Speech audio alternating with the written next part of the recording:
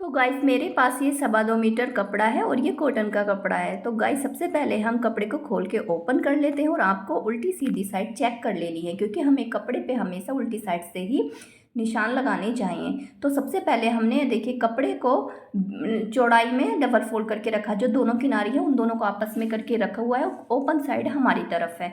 सबसे पहले स्केल से ऊपर से एक सीधी लाइन ड्रॉ करेंगे, जो कपड़े में टेढ़ होती है वो निकल जाएगी और इधर से जो किनारी है उसको भी हम निकाल देंगे। तो किनारी पे हमें हाफ इंच पे इस तरह से निशान लगाकर किनारे को यहाँ पर निकाल देना। जितनी आपकी लेंथ है वहीं तक आप निशान लगा लीजिएगा। सबसे पहले हमें जो हम नेफा फोल्ड करते हैं उसके लिए 2 इंच पर निशान लगाएंगे। तो मैं 1.5 इंच की यहाँ पर लास्टिक डालूंगी, इसलिए मैंने 2 इंच पर निशान लगाया। जितनी चौड़ी आप लास्टिक डालें उसमें हाफ इंच प्लस करके यहाँ पर आप नेफा फोल्ड के लिए निशान लगा लें। तो मैंने 2 इंच पे निशान लगाया हो और जो निशान लगाए हैं इनको हम सीधा कर लेंगे स्केल की हेल्प से। अभी सबसे पहले हम अपनी कमर का निशान लगाएंगे। तो कमर का निशान देखिए, जो हमारी कमर है वो 32 इंच की है, उसे हमें 4 से डिवाइड करना है। ठीक है, उसका 4 पार्ट निकालना है तो हमें 8 इंच मिलेगा। किनारी को छोड़ते हुए 8 इंच पे निशान लगाएंगे, जिसमें हमें 2 इंच लूजिंग का ऐड करना है। तो 8 और 2 10 हो जाएगा, तो हमें 10 इंच मतलब 10 इंच पर यहाँ पर निशान लगा लेना है। अभी हमें अपने क्रोच के लिए, आसन के लिए हिप का मेजरमेंट चाहिए। तो हिप जो है हमारी 36 इंच की है। 36 इंच की हमारी हिप है, उसे भी हमें 4 से डिवाइड करना है तो 9 इंच मिलेगा, जिसमें हमें प्लस 2 से 3 इंच तक करना है। तो आप 2 से 3 इंच तक कर सकते हैं। तो मैंने यहाँ पे 9 इंच में 2.5 इंच प्लस किया तो मुझे 11.5 इंच मिलेगा। ठीक है, तो 11.5 इंच पर मैं इधर की साइड भी और 11.5 इंच पर उधर की साइड भी निशान लगा लूँगी, ताकि जो मेरी लाइन है वो एकदम स्ट्रेट रहे। तो यहाँ पर भी हमें एक सीधी लाइन ड्रॉ कर लेनी है। अभी हमें यहाँ पर थाई का निशान लगाना है। थाई का निशान लगाने के लिए इस तरह से मेज़र करेंगे, जैसे फोटो में आपने लिया है। जितनी भी आपकी थाई आए उसमें आपको 2 से 3 इंच प्लस कर देना है। तो मैंने यहाँ पर 21 इंच की थाई आई थी, तो मैंने 3 इंच प्लस किया तो मुझे मिला यहाँ पर 24 इंच। तो 24 को हमें 2 से डिवाइड करना है, मतलब इस तरह से हाफ फोल्ड करेंगे तो हमें 12 इंच मिलेगा। हाफ कर देना है। तो जो भी आपके थाई का मेज़र है उसे हाफ करके अंदर की तरफ 2 इंच लगाना, ना कि बाहर की तरफ, थाई के नाप से अंदर की तरफ। ठीक है, तो यहाँ पर ऊपर से इस लाइन को पूरा सीधा मिला लेंगे। आपका अगर ये क्रॉस में जा रहा है तो आप क्रॉस में भी जा सकते हैं, क्योंकि कभी कभी ये क्रॉस में आ जाता है। तो जैसे भी आपका जा रहा है उन दोनों को आपको सीधा मिला देना स्केल से। ठीक है, अभी हमें लेंथ का निशान लगाना है। तो जो हमारी लेंथ है वो 35 इंच, 35 इंच की लेंथ है हमारी, और 2 इंच हम फोल्ड के लिए निशान लगाएंगे। तो पहला निशान 35 इंच पे, दूसरा 37 इंच पर हमने निशान लगाया है। इन दोनों निशानों को भी हम सीधा कर लेंगे। गाइस एक बार इस तरह से आप पैंट बना के देखिएगा, बैठने उठने में भी आपको कोई प्रॉब्लम नहीं होगी। जितना हमारा थाई आया है 12 इंच, वैसे ही नीचे मोरी पर निशान लगाकर हाफ फोल्ड कर लेंगे, मतलब सेंटर निकाल लेंगे। सेंटर पे निशान लगाएंगे। अभी आपको जितनी मोरी पहननी है, देखिए कोई 5-6 इंच की पहनता है, कोई 7 इंच की पहनता है, जितनी भी आप पहने 5, 6, 7। मैंने यहाँ पे मोरी 9 इंच की रखी है, क्योंकि मैं लूज़ पैंट बना रही हूँ यहाँ पर नीचे से। तो 9 को हमने हाफ किया तो 4.5 इंच मिलेगा। तो 4.5 इंच इधर और 4.5 इंच उधर की साइड निशान लगा लेंगे। जितनी भी आपको मोरी लेनी है उसको आपको 2 से डिवाइड कर देना। फिर हमें यहाँ पर सेप पट्टी को लेना है और यहाँ से इस तरह से रखेंगे और सेप यहाँ पर दे देंगे।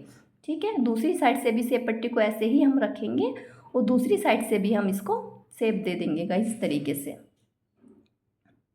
और जो हमारी हिप की साइज है वहाँ पर भी स्केल को इस तरह से रखेंगे, इसको सेप पट्टी को, ऊपर से भी हम हल्का से यहाँ पे कर्व शेप दे देंगे स्केल की हेल्प से। ठीक है, उसके बाद हम कटिंग करेंगे। तो मैं नीचे का फैब्रिक पूरा कट कर देती हूँ। अभी जितनी हमें मोरी फोल्ड करनी है उतना फोल्ड करेंगे फैब्रिक को, फिर हम साइड से कट करेंगे गाइस। इस तरीके से आप कट करेंगे ना, तो जो आपकी मोरी फोल्ड करते टाइम थोड़ी सी छोटा बड़ा हो जाता वो नहीं होगा। तो आप इस तरह से फोल्ड करें। ठीक है, और उसके बाद ही कट करें गाइस।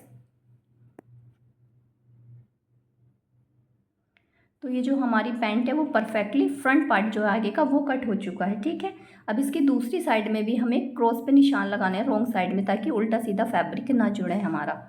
क्लियर। अभी जो नीचे से फैब्रिक बचा था सेम वैसे ही उसको डबल फोल्ड करके रखेंगे जैसे हमने फ्रंट पार्ट में रखा था।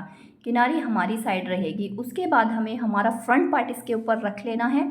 ठीक है, ऊपर से अगर हैवी साइज है तो ऊपर से आप कम से कम 2 इंच छोड़ के ही फ्रंट पार्ट को रखें। मैंने 1.5 इंच छोड़ा है यहाँ पर। अभी हमारी जो मोरी पे हमने पहले निशान लगाया था, कितना लगाया था, 12 इंच। तो किनारी को छोड़ते हुए हमें 12 इंच पे निशान लगाना है और इसका भी सेंटर निकाल लेना है, जैसे हमने फ्रंट पार्ट में निकाला था। अभी हमने क्यों निकाला है, देखिए इस वाले सेंटर से इसको बिल्कुल मिला के रखेंगे। इससे क्या होगा, आपका फैब्रिक जो होता है ना तिरछा नहीं होगा कि फ्रंट पार्ट आपका सीधा कट हो गया और बैक पार्ट में थोड़ा सा तिरछापन आ गया तो आपकी पैंट इधर उधर भाग जाती है, वो नहीं भागेगी, मतलब इधर उधर घूमती है, वो नहीं घूमेगी, ठीक है। अभी ऊपर से हमें 1 इंच रखना है, हैवी साइज है तो 1 से 1.5 इंच तक रख सक वो सॉरी 1.5 से 2 इंच रख सकते हैं। 2 इंच पर ऐसे निशान लगाएंगे, यहाँ पर भी 2 इंच पर लगाएंगे और बॉटम जो हमारी मोरी है वहाँ पर भी हमें 2 इंच पर निशान लगा लेना है, ठीक है। सबसे पहले हमें सेब पट्टी से इसका नीचे मोरी वाली साइड से सेब दे देना है और उसके बाद हमने जो 1 इंच पे ऊपर की तरफ क्रोच की साइड में ऊपर की साइड में जो हमने निशान लगाया उसको हमें क्रॉस में इस तरह से तिरछा ड्रॉ करना है। अभी यहाँ से इसको मिला देना है ऊपर से और इसकी हमें गोलाई दे देनी, ज़्यादा घुमा की गोलाई नहीं देनी चाहिए जिससे हमारे जो आसन में जो झोल आ जाता है, क्रीज आती है, ठीक है। अभी हम सेम इसी के अकॉर्डिंग कट कर लेंगे गाइस। तो प्लीज़ वीडियो को आप पूरा देखिएगा, इसके बिल्कुल भी ना करिएगा, मैंने बहुत डिटेल में बताया है। तो बिगनर्स के लिए तो स्पेशली बहुत ही हेल्पफुल ये वीडियो रहने वाला है गाइस। तो प्लीज़ वीडियो को पूरा देखें तभी आप अच्छे से समझ पाएंगे। अभी देखिए हाफ इंच अपने बैक पार्ट को फ्रंट पार्ट के इस तरह से चढ़ाते हुए रखेंगे। तो आपने देखा क्रोच की साइड से हमारा बैक पार्ट जो है थोड़ा सा 2 पॉइंट जितना 2 लाइन जितना एक्स्ट्रा हो रहा है, तो यहाँ से हमें इतना कट कर देना है गाइस, ठीक है। तो इस तरह से आप मेज़र कर लें। कभी कभी आप जब साइडें बंद करते होंगे तो छोटा बड़ा हो जाता होगा, वो इसी की वजह से होता है, ठीक है।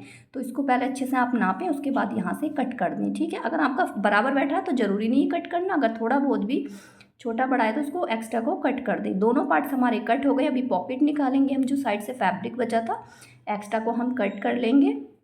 देखिए हमारा डबल फोल्ड रखा हुआ है फैब्रिक, जो कपड़ा है हमारा। सबसे पहले एक सीधी लाइन यहाँ पे ड्रॉ कर लेंगे, उसके बाद लेंथ लेंगे। लंबाई जो है हमारी 13 इंच की, अगर फैब्रिक कम है तो आप 12 इंच भी रख सकते हैं, ठीक है।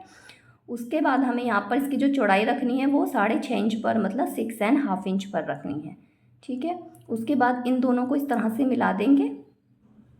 कुछ भी समझ में नहीं आ रहा है तो आप मुझसे कमेंट करके पूछ सकते हैं, मैं आपके कमेंट का रिप्लाई ज़रूर दूंगी। नीचे से मैंने हल्की सी यहाँ पर गोलाई दी है और इसी के अकॉर्डिंग हम यहाँ पर इसकी कटिंग कर लेंगे पॉकेट की। आप चाहें तो दोनों साइड में पॉकेट लगा सकते हैं या फिर सिर्फ एक साइड में पॉकेट आप लगा सकते हैं। तो मैंने यहाँ पर एक ही पॉकेट कट की है, मैं एक ही पॉकेट लगा रही हूँ यहाँ पर, ठीक है गाइस। पॉकेट को लगाना कैसे है तो चलिए वो मैं आपको यहाँ पर दिखा देती हूँ। तो सबसे पहले हमें क्या करना है, देखिए पूरा हमारी पैंट कट हो चुकी है। अभी जो बैक वाला पार्ट है उसको हटा के रख देना। अभी फ्रंट वाले पार्ट में से ऊपर वाला पार्ट जो उसको साइड रख देंगे। जो साइड वाला पार्ट आगा हमारा राइट साइड वाला, उसके ऊपर हमें पॉकेट लगानी। तो 2 इंच हमने नेफा फोल्ड के निशान लगाया और 1.5 इंच की इलास्टिक डालेंगे, तो हमें एक 2 इंच पर एक 1.5 इंच पर निशान लगाएंगे। जब इसको फोल्ड करेंगे तो ये 1.5 इंच आएगा। टोटल जो निशान है हमारा नीचे वाला 3.5 इंच पर आ रहा है। तो जो 3.5 इंच पर निशान आ रहा है ना गाइस, उसको हमें एक पॉइंट ऊपर की तरफ से पॉकेट को रखना है, एक लाइन जितना ऊपर, ठीक है। और पॉकेट उल्टी है और हमारा जो पार्ट है पैंट का वो सीधा है। और उसके बाद 1.5 इंच पर निशान लगाएंगे और जो हम पॉकेट में हाथ डालते हैं साइड से वो 6 इंच पर निशान लगाएंगे। हाफ इंच पे इस तरह से निशान लगाएंगे और इसको इस तरह से ऊपर से मिला देंगे। अभी हमें सिलाई, जैसे हमने निशान लगाए वैसे ही सिलाई लगा लेनी है यहाँ पर इस तरीके से, ठीक है गाइस। तो चलिए हमने देखिए यहाँ पे सिलाई लगा ली है। अभी कॉर्नर से हमें यहाँ से फैब्रिक को कट कर देना है, इस तरीके से आप देख सकते हैं गाइस। उसके बाद नाखून से इस तरह से इसको क्रीसी बना लेंगे और जो हमारी पॉकेट वाली साइड है उसके ऊपर हमें धार स्टिच लगानी है। धार स्टिच लगा लेंगे इस तरीके से। इससे क्या होगा, हमारी जो पॉकेट है वो हमारी जो पैंट का पार्ट है उसकी तरफ नहीं मतलब फोल्ड होगी, तो वो डायरेक्टली पीछे की साइड फोल्ड हो जाएगी। तो इस तरीके से आप इस पर ये स्टिच ज़रूर लगाएं। जो ऊपर किनारे पे सिलाई लगाते हैं हम, ये सिलाई आपको ज़रूर लगानी है गाइस, ठीक है। उसके बाद देखिए हमें पॉकेट को इस तरह से फोल्ड कर लेना है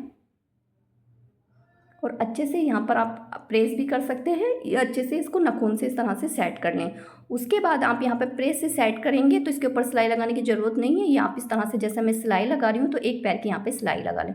मैंने यहाँ पे एक पैर की सिलाई लगा ली है, पॉकेट को इस तरह से पलट लिया है और जैसे पॉकेट रखी है इसको इस तरह से फोल्ड करेंगे जैसे मैंने फोल्ड किए और इसके ऊपर यहाँ पे सिलाई लगा लेंगे। मैंने सिलाई लगा ली है यहाँ पर। अभी इसको हमें इस तरह से अंदर की तरफ फोल्ड कर देना है, ठीक है। तो इस तरह से जब हमने सिलाई लगाई तो हमारी जो सिलाई का मार्जिन है वो अंदर की तरफ चला गया है, ठीक है। तो वो बाहर की तरफ नहीं दिखेगा। अभी हमारी जो पॉकेट है वो देखिए यहाँ पर बन के रेडी हो गई है ना। एकदम सिंपल और आसान तरीका, जिनको लगाने में प्रॉब्लम होती है वो इस तरीके से पॉकेट लगाएंगे। बहुत ही सिंपल तरीके से मैंने आपको बताई है गाइस।